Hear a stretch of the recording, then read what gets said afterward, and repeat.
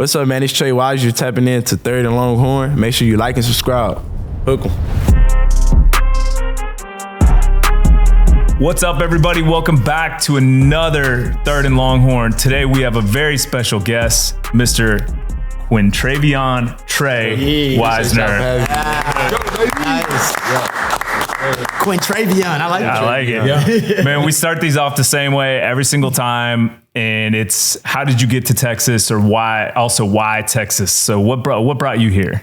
So starting off in my recruit process, I'm not gonna lie, I was not big on Texas just due to the simple fact, like, I was a Texas kid already and I wanted to get away. Mm-hmm. But as I got older, I noticed that a lot of benefits come from being in state, like staying where I'm from. And then another thing, I got a little brother and little sister.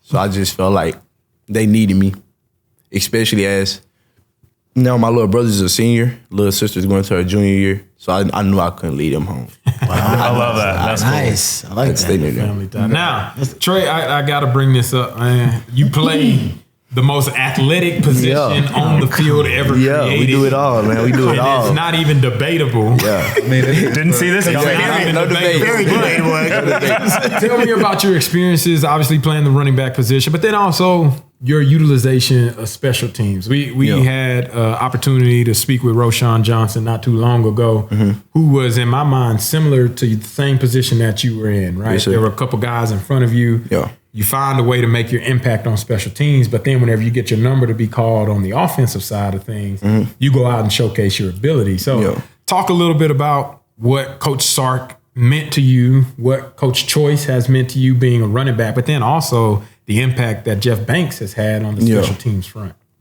Starting off with Coach Sark, coming in, he's always, like the first thing he told the freshmen was, if you want to play, you're going to play special teams.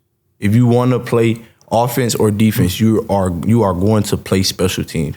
And I'm a big kid on whatever I got to do it. You know, like whatever it is that you're going to throw me, I'm going to do it to the best of my ability. I'm going to show you why you gave me the opportunity. So, with Sark, he definitely made me tap into the side of be uncomfortable. You know, like it's uncomfortable playing special teams all game. You know, not being able to run the rock. You know, it's very uncomfortable. But as time go, you start to realize, like, if I go down and make this tackle on special teams, that'll get a defense a chance to get a stop in the red zone. You know what I'm saying? So I just start piecing everything together as they fed me information. I actually sunk it into my brain. And then with Coach Choice, man, I don't even know where to start with Coach Choice. Truth be told. Come on. Because as much as he's a great running back coach, he's just as much as a great special teams coach because he plays special teams, you know? So he'll pull up clips before we start watching any running back highlights and show us what's supposed to be done on kickoff or punt. You know, so he's definitely big on special teams also. And last but not least, Coach Banks, man.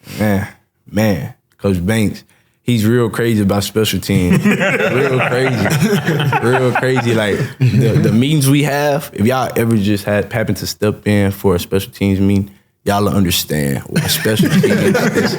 Y'all understand why we run it down on special teams trying to crack everything open. Y'all will understand because he don't take that lightly at all. You know, if you're gonna play special teams, you're gonna play it, you're gonna give it 100% every time.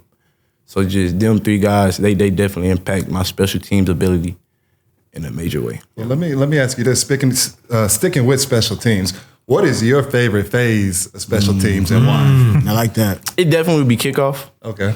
Just because I played safety in high school. So I've always been a tackler. You know, I can tackle. So just being able to run down full speed and hit someone, why not? You know what I said? Why not? I'm going to do it. Why not? Yeah, I love that answer. Hey, let me ask Spoken you. like a true runner. Yeah, right? Yeah. Why not? Why not? You know what I'm saying? No, this spring, I heard Sark several times bring you up unsolicited, just talking about guys who are making an impression and guys who have impressed him so far this spring. What's different for you this spring? Is it just the opportunity, or is it just your hard work, or is there a different focus? What's different? Because I've heard the name Tre Wisner this offseason, this spring, more than I've ever heard the name Tre Wisner. It's a good thing. And now the fans are hype about, all right, when can we see some more Tre Wisner? What's different this offseason? Definitely been around all the 11 guys that got drafted this season. Definitely been around them. For instance, JB, Jonathan Brooke, being around him and just seeing how he went about his life on the field and off the field, it really like helped me understand that everything is bigger than what it seemed at the moment. You know, like I think I had 7 carries last season, but it's bigger than that now.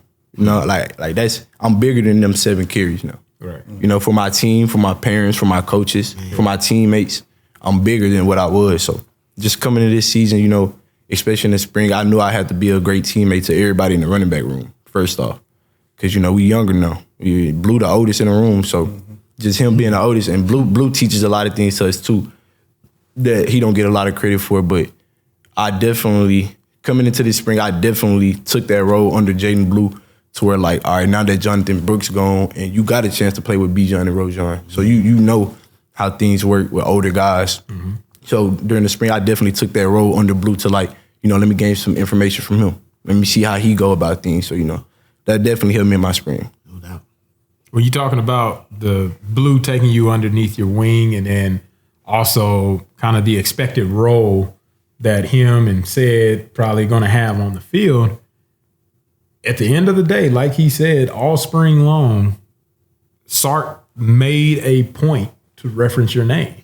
And typically whenever that happens with head coaches, they see something they have, whether it's potential, whether it's what they've seen in practice, they've already known what you can showcase. And then obviously you've showcased that on special teams. It's a perfect opportunity for you to continue to take advantage of it. And one thing that I've also been able to take in at the practices while I was at spring was your leadership capabilities. Yes, sir. I want you to dive in a little bit about what it means to be able to take on that role, even though the room looks younger. What does that look like for you, and how have you been able to adapt into that kind of leadership mentality, especially after practice? I want you to talk about some of the things you talk about after practice. Facts. And even with the 2 young pups, right? What are you telling them? My first thing about leadership is, in order to be a leader, you have to follow. And I followed all my life. I followed my mom, dad, older siblings. And another thing that I focus hard on leadership is try your hardest not to be a hypocrite. You know, I can't come in the running back room and tell everybody, come on, man, we gotta pick it up. And then I go out to the next practice and I'm down. You know what I'm saying? Right. So a thing I try to do a lot for my leadership is to lift people up as much as I can. You know, because you never know what people are going through. And that's a tough trait as a leader. You really have to, like, go to your bottom to see somebody at their top. You know, and it's hard to do that. It's hard for young men to really, like, put their pride aside and, like, focus on someone else's pride. So that's what I try to do a lot to become the best leader I can. It's interesting you talk about that, because I've heard Coach Sark recently talk about a culture of vulnerability, right? He's made himself vulnerable. And in making yourself vulnerable, you have to tell your story. People can care about your story, and then you guys are connected as a team on a different level. You just kind of brought that up too. Is this something that obviously guys it's become habitual in terms of what you guys do every day? Is this kind of new culture of connecting with each other on a different human level, not just as teammates and players? It's definitely, like, for instance, Wednesdays we have Cultural Wednesdays. So, you know, your Cultural Wednesdays, you break into groups and y'all talk about deep things, things you'll never say outside of this. So, Cultural Wednesday definitely, like, it helps you break down. It helps you break down not all the hardship you've been through, but, like, all the positive that you've been through. Because without the positive, you wouldn't think about the hardships. You know, like, if you winning all the time, you'll never think, man, I just didn't have this. Right. Or I was just down bad. You know what I'm saying? But the hardships is really, like, what I like to focus on, because without the hardship, there's no positive.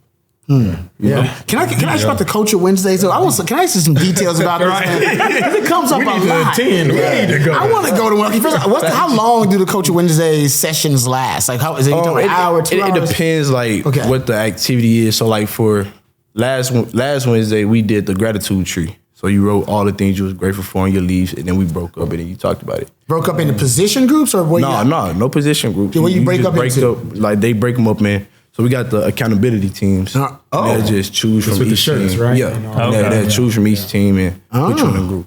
Interesting. So and these are groups that's made up of different positions and different like classification. Like you could be a junior, senior, whatever. Different coaches. Wow. Everything. Okay. Did y'all do this last season or is it something new? I believe it started last season. If it didn't start last season, it started the year before. Okay. So we've been doing it 2-year thing. And it's no football here. We're just talking No about football. We're talking about things that everything on your heart, outside of no anything football. outside of football. Wow. It sounds like therapy. Yeah. Sounds like group therapy almost. You see why everybody's so right? tight? Yeah. Well, Trey, tell me this because I've noticed this, and I can't remember exactly which game it was, but I remember this moment where I was like, "Who's 26?" And it was just the way you play. And then Bobby Burton referenced this in one of his questions too from On Texas Football is. It looks like you are going all out at all times, whether it's special teams, and I watched it in the games, and then of those 7 carries, I remember a lot of those because of the way you run, and it's nasty. And you're not the biggest guy out there, but you run hard. Where does that come from? Is that just who you are, or is that something you're trying to like make a statement? Like I told you, I'm from a little central town. I had Texas, real small.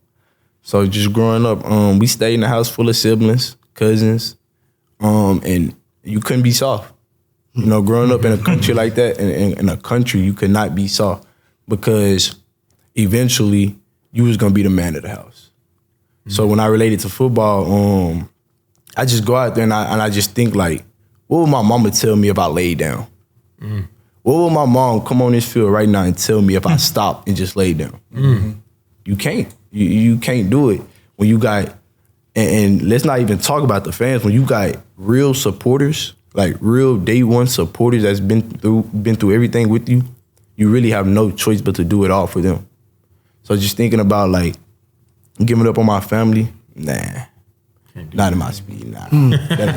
How many siblings do you have again? Just 2? 2? And you're the oldest? Oldest. You're kind of a natural leader. Because I can tell by the way you tell.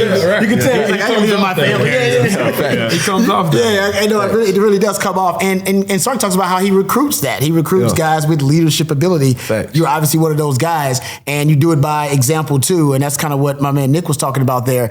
I want to ask you about something else, specifically about a scheme thing. And don't reveal too much because I don't want to get you in trouble. I don't start hitting us up like, hey, man, what y'all doing? I think I know what he's going to ask. But too. I'm a fan of that pony package, man. Them 2 tailback sets. I won't statistically, it's easily one of y'all most effective, if not the most effective, explosive, and efficient personnel package y'all have. Facts. It was the case when Bills beat Johnny Rojo, and then it was Jay Brooks and Cedric Baxter, and then it was Cedric Baxter and Jaden Blue, and they always sprinkled in some Keelan Robinson. Are we gonna see a little bit more of that? And are you gonna be involved in some of them? All right, definitely. Yeah. So you like it as much as I do, then. That was Okay. You can't get enough of 2 running backs in a game at one time. You can't get enough of it. What could you go wrong? We too good athletes to be on the sideline all the time. That's Fozzy's best quote on the show so far. I hate to say this, but the stats back you up. That package, dude, is explosive. It's a monster. Yeah, it is. It is really. It works really. It worked in the bowl game. It was killing in the bowl game. Whenever you got 2 extremely powerful and crazy specimens at the running back position, what else do you expect? It makes you up, for real. It makes you up. You don't know what to I should run. have brought that question to say. That's too easy. Man. That's my fault, y'all. That's my fault. That's too easy right there. Okay, so Trey, let me ask you this. As somebody that's looking to get more snaps this upcoming season, you look at that running back room, it's loaded. You got Jaden Blue, who you mentioned, who we view as a speed guy, can catch the ball out the backfield. You got CJ Baxter, a bigger athlete, smooth, can make people miss in space. For Longhorn fans out there looking to see more Tre Wisner, how would you describe yourself as a player? Oh, man. As a player, for one, I'm a player that's never going to quit. No matter what, I'm not going to quit. And then for 2, you're going to get 100% of me. Even if I got 25, 35, you're going to get 100 of me. You know? And that's how I got to be. You got to give 100. And then the last thing that you will get out of me as a player is one of the best teammates you ever watch on national television. Right. You know, like being that teammate that's running to the end of the end zone while you just scored a 75 run. Being that teammate means more than me running that 75-yard touchdown. You know what I'm saying? Yeah. What I love about that answer is not one of those three things had anything to do with you, on the field activity. Like as with a your player. specimen athletic ability. Where do you get that from? Is that some more your upbringing, or where does that come from? My mom. Okay. Yeah. Definitely my mom. Yeah. That's incredible. Definitely my I mom. love that. You can tell you more wise 100%. Pun intended. than your age and persona even gives off. Like I've always seen you as the cool, calm, and collected individual. But man, getting this opportunity to talk one-on-one, man, you've reached a whole nother level in my head of where I kind of see you playing this season. And I don't have control or anything like that, but with what you've shown on tape, with the opportunities that you've been given, man, it's a special thing to watch. And I really appreciate what you do, because I was in a similar position, right? Trying to find my way on the field, trying to figure out what I needed to do. All right, special teams. Well, if I'm out there, I'm finna go 100%. Right? I'm a flash on the screen at some point in time doing something. Yeah. And I see that same thing about you, which is why I mentioned the Roshan Johnson type of comparison, because he was the same way. Yeah. And I even look back, you talk about being a great teammate, and you got a chance, and you talked about what Coach Sark likes to recruit, and leadership is one of them, but winners is another thing that Coach Sark's like to recruit. You had teammates that's on the team now that played with you in high school, right? Won a state championship with John Tate Cook, played with Kobe Black, Jelani McDonald, played with some of these other individuals. What has that meant for you to be able to bring in a championship legacy, but then also have some of your boys that you grew up with being able to celebrate this moment with you as well? Yeah, man, I mean the world, just because for one, we already connected on a different basis. Right. We was connected as young men. Now we're connected as real young men, because at college and high school, it's a total different level. But just being able to come in here with John Tay and Kobe and Jelani, it really means a lot to me, because now I get to soak in more knowledge from them now. Yeah. And then now they get to see how Trey move, how Trey go about on the field, off the field. And it's really a blessing, because I know we all come from different stories, but now we all connected on the same story. Like all of our paths literally just drifted right into the same. So it's a blessing. Let me ask you about the offensive line, because returning 4 of the 5 starters on the offensive line, you got one of the biggest offensive lines in the country. What are your thoughts about what the offensive line can do for this running game this year? Shout out to the big boys. Man. Yeah. Big boys. But our offensive line they paved the way for us. We have to worry about where we need to get the ball, but we don't have to worry about, are we going to get the ball there? Because that's already solved for us, Yeah. So the big boys, they definitely do a bunch for us. What plays? What's your favorite run play? When you hear this run play called, you're about to get the rock, you get a little bit giddy because you're like, oh man, I'm about to get loose. Yeah, exactly. About to go down. Definitely got to be duo. Oh yeah. Definitely got to be duo. Okay, I like Sink that. back, I'm out of there.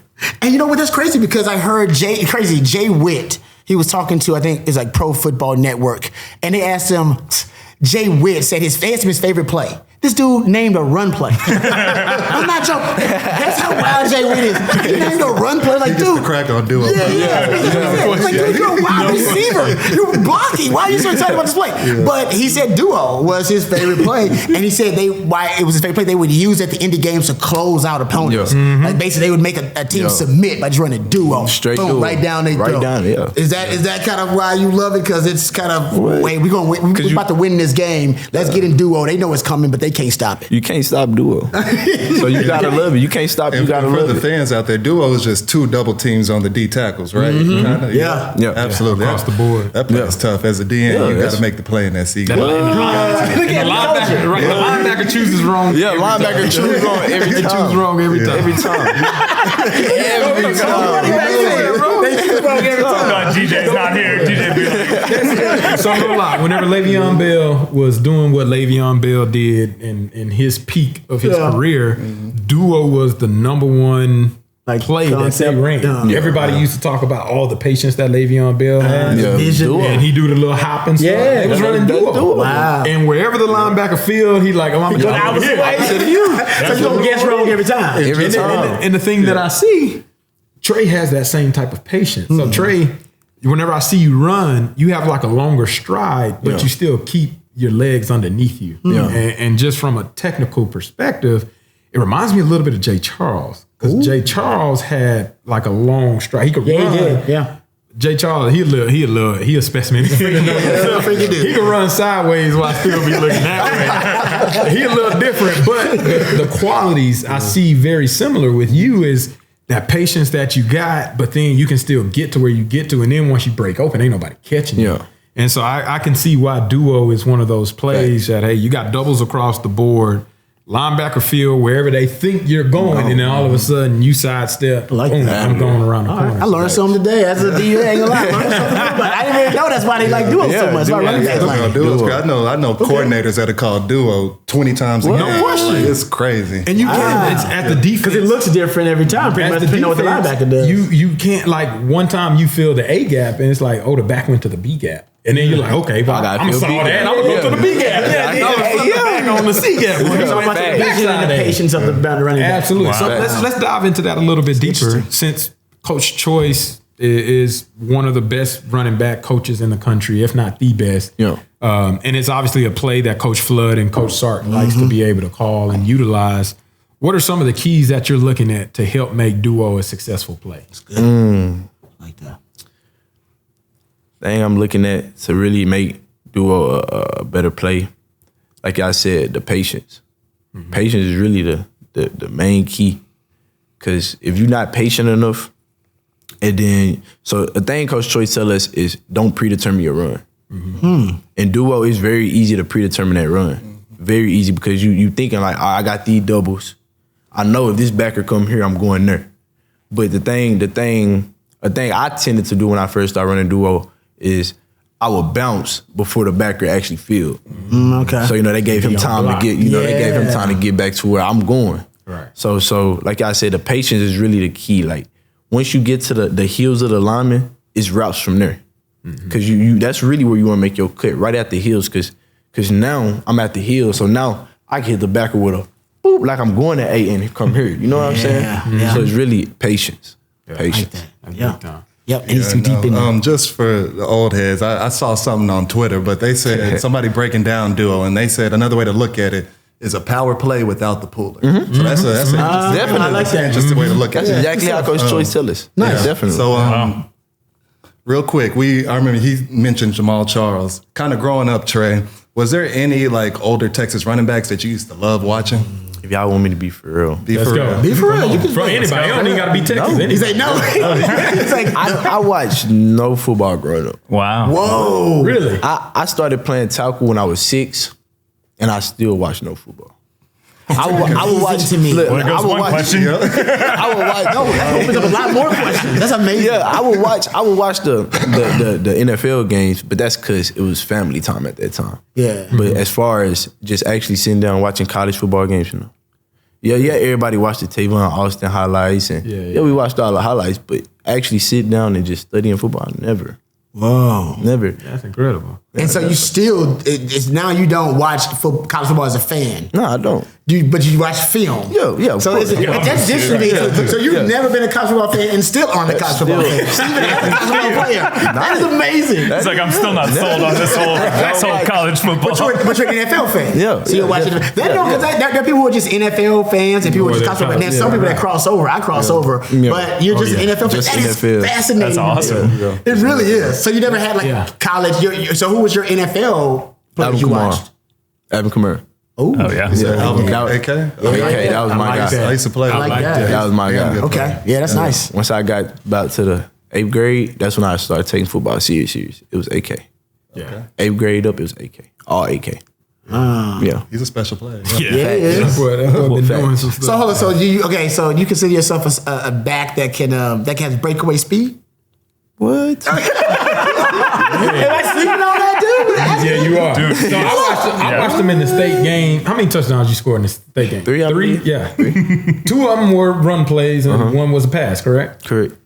Ain't nobody catching that ball. Nobody catching and it ain't no faster. I'm a DB. 6'8" football in Texas, you ain't getting no faster. What's your 100-meter time then? What's the fastest 100-meter time you ran? I won 100. You won a track? I was a 2. You were a 2 Remember, guy. he got a long guy. He's Two guy. Yeah, no, 2 Yeah, is good. I was a Had 2 that lean. You got 400. that lean with it. What's your fastest 2? And my 2, if I'm recall straight, 10th grade year was a 23.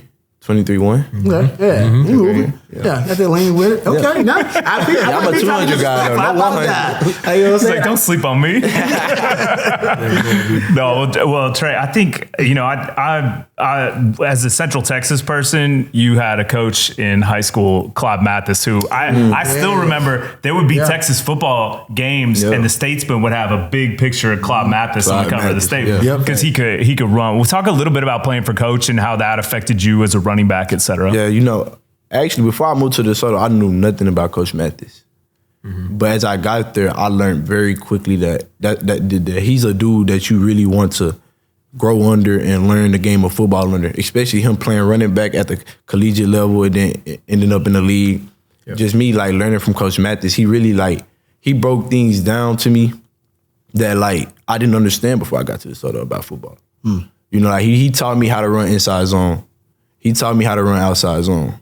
So just having Coach Mathis as a head coach, that was real. It was real eye-opening to me because before Coach Mathis, I've never had a African-American head coach in football ever. So he was my first African-American head coach for football. And then I played on the team with his son. So it really gave me a deeper connection to who he was as a man outside of football. So just having him around, it was a real blessing. Yeah. And now you have the leadership in that running back room. Can I just talk about the leadership in this running back room? Because you are a great leader too. Yes, sir. It seems like everybody in that room is taking pride in being a great leader when the moment calls for it for them, right? Whether it was Jay Brooks stepping up and then Jay Blue stepping up, and you're talking about it too.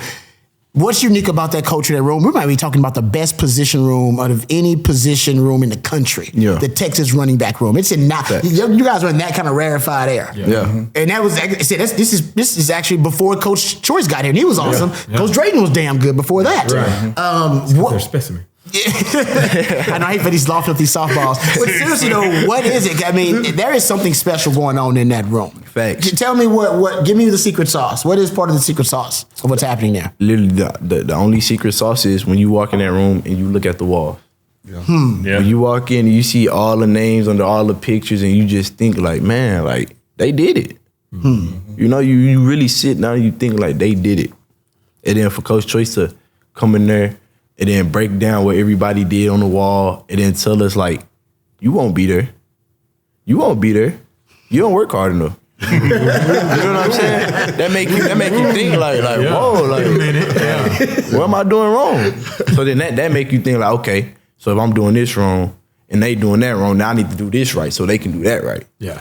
So just coming in there and having Coach Choice as a coach and then seeing the names on the wall, it boosts your leadership. They have the old heads on the wall too, so all the old heads on there too, right? I think we just added Roosevelt. Roosevelt Leaks? We just added Leaks. Yeah, that's what I'm saying. Don't take out the old heads and the new ones up there. That's good. I like that. Trying to make that wall, man. I remember when I was coaching King, we wanted to make that wall. He called it the money wall. Yeah. And there was all the DBs up there who hit the league. I'm trying to hit that money wall. I like that. Trey, it's got to mean something too, to kind of see firsthand how to see 2 straight years of the number 1 running back on the board coming out of Texas. Being able to work with those dudes, being able to see what it takes. You've seen every single day what JB put into it, and that equated to him being the number 1 running back off the board. So now you get to go out and kind of duplicate that. That's the roadmap. Do you see it that way? Definitely. A story I want to tell y'all about JB one day, I think it was fall camp. Coach Choice made JB run through the blaster a total of 15 times. And the blaster is the thing with the arms. And ours, and the one Coach Choice got, he called it Betty. It's real old. Don't move. Rusted out. You can't walk through it. You can't. I'm talking about he pushed JB through that mud so many times. I was like, is practice over? Are we going home now, right? It's just JB. And JB got out of that blaster, and we still had a whole practice after. And JB went down that hill, and he practiced he didn't just do all that. Dang. Practiced he was 100%. And I took a moment. I was like, JB done been through some stuff in his life. Yeah, real talk. JB done been through some real life trauma in his life. And for him to come out here and get tested like that and to answer like this, man, it was amazing.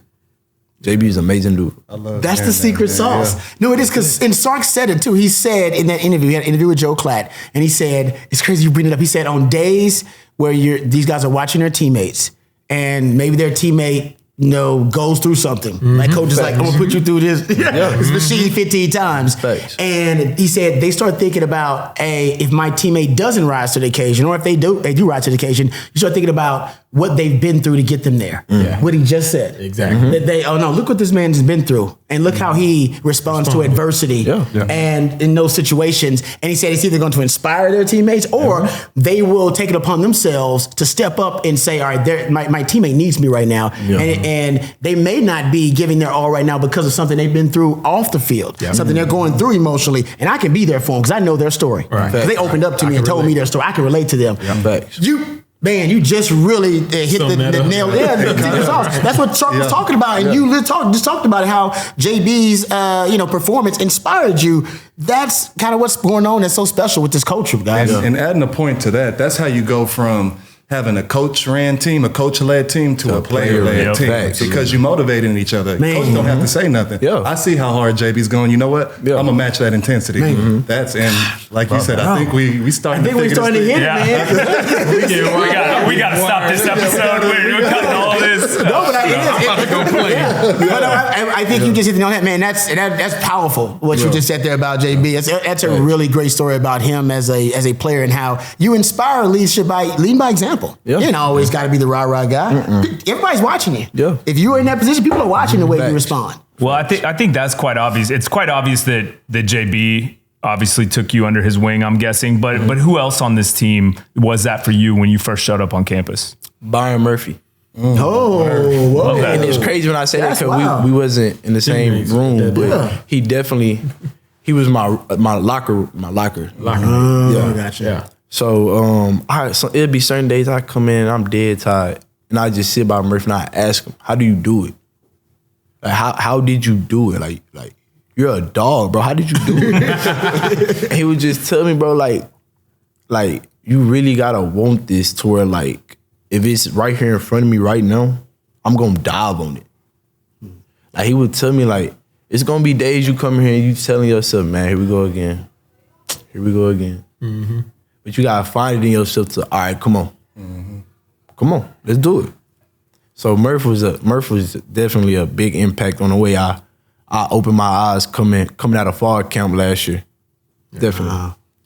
Y'all weren't high school teammates. No, I got there a year. I think I got there either 2 years or a year after Murph. 2 years. It was 2 years after. I can see that connection playing out too, because I'm thinking of two players on the team, and I'm having a hard time thinking of two players that wanted more than y'all two. So I can see why y'all really got along for sure. Facts. So you don't watch college football? Have you seen any of your highlights? No. You're such a student of the game. That blows my mind. So then, I know you said you watch NFL. What is your vice in your free time? What do you like doing? Like what is it that keeps you kind of separated from football when you need to go do something else? What is it that you like to go do? I like the first of all, I'm a video game. Call of Duty. Yeah. You don't play college football then. So the NCAA. I don't even play Madden. I'm gonna be in this. But you gotta play it yourself. Yeah, exactly. I'm gonna try to mess with it. I'm gonna see. He's like, is this a central you better no huddle duo every play. No, yeah, I'm gonna try to mess around with the NCAA. But another thing I like to do is real quick, not to interrupt you. What's the cutoff for your speed in NCAA? Like what's the lowest your speed could be before it gets disrespectful? Like they put it the low 85. 85. Yeah, if it's below 85, I'm not playing it. I won't play it. I won't play it. If it's below 85, I will not. It's not active. It's not active, man. I won't be playing it. Okay, good to know. Definitely. All right. So what's your duty? So you on the duty? Yeah. So I play Call of Duty. I play 2K. But another big thing I like to do is I like to read. Nice. So right now I'm taking a class called Social Justice. So we reading over this book actually about UT Thursday Night Lights. I don't know if y'all ever read it. Yeah, so it's actually a pretty cool book, and I'm getting to learn about how African Americans play football instead of on Fridays, on Thursdays. You know, so I'm getting to learn. So I like reading a lot. It's good stuff. Can I ask you, who's the funniest guy on the team? Me. Oh, Definitely. Everyone knows. I was gonna say like This is a running back thing. Other than you, then. Okay, other who than you me. think is the funniest guy on the team? Let me see who pretty goofy. The funniest Dre guy. Bledsoe. Really? Yeah, Dre. Okay. Because he's a big guy and he do little guy things. You know what I'm saying? Like he's for real, bro. Like he's so flexible. seen him at Like his body's so flexible. backflip, bro. Like he be doing some crazy stuff, and we'd be like, Dre, bro, you know you like almost 300 pounds, bro. Like how are you moving like that? Right. So Dre definitely one of the Oh, that's funniest what's guys. up. I did not expect that. Okay. Yeah. Man, what are your favorite things about Austin? P. Terry's my first thing. Oh, love that answer. I like P. Terry's. Nice. I like Right P. down the Terry's. street. Place is from the fire. crib. Yeah, P. I might need to Terry's. get that on the way home. The second thing definitely has to be just the environment. You know, since I've been here, I ain't been in no trouble. I ain't had no bad encounters. You know, and just the way the fans treat the players outside of football, I love it. You know, it's a cool environment to be around.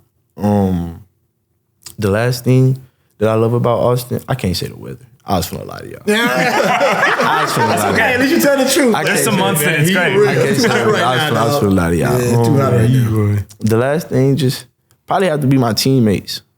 Just being around these dudes, a bunch of dudes from all over the place, you know, getting to connect with them on different levels. Definitely my teammates. I got one more for you. It's off-season time right now. Y'all in the thick of summer workouts. Facts. What does a typical day look like for Tre Wisner during the summertime? A typical day. So we talking about Monday, Tuesday, Thursday, Friday? Yeah. Yeah. Okay. Yeah. Let's lay it out. Monday you get up. I'm in a second group, so we lift at 8. Okay. So I be up 6:30, tubs, treatment. By that time we running, we'll run, lift. I got class back though at 10:30. So I get out of class, I go straight to study hall. Leave study hall, go straight to the tank. Lead tank. I go back to the facility, tubs again. Leader, play some Call of Duty, and then it's night time. Yeah. Typical day. Do it again. Huh? Do it again. Yeah, you can't man. get tired of it. Yeah, rinse and repeat. Facts. I remember that. Yeah, you got to become obsessed with the process. Facts. Yeah, no doubt about it. I love Facts. that. Anybody else got anything? I'm good. Trey, this was awesome, man. It was great to get to know you. We'd love to have you back sometime during the season or after the season, but appreciate you coming through and looking forward to watching you this year, man. Appreciate y'all, man. Congrats, brother. Hook 'em. RBs are specimen. Yeah.